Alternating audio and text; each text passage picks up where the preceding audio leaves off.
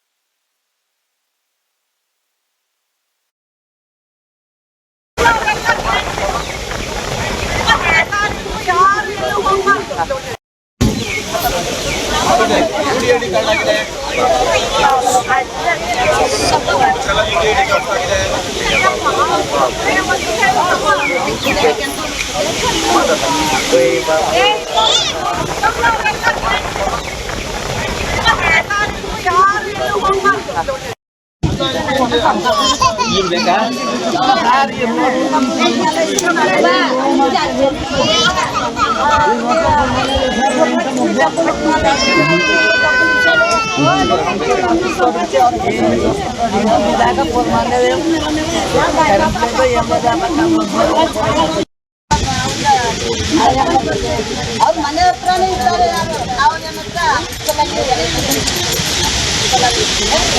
ಮಾಡೋಣ ಆಯ್ತು.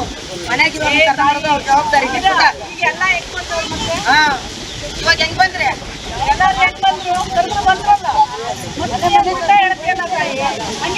ಊರಿಗೇನು ಬೇಡ.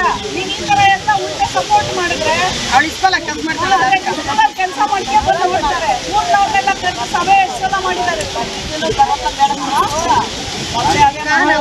ಬಂದಾಗ ಅಷ್ಟು ಜನ ಬಂದವರು ಇನ್ನ ಬರಲ್ವಾ?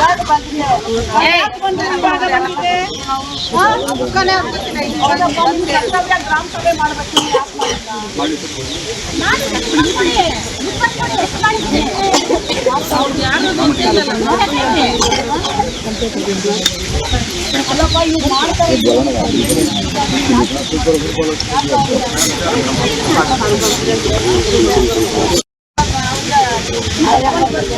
ಅವ್ರ ಮನೆ ಹತ್ರನೇ ಇದ್ದಾರೆ. ನಾವು ನನ್ನ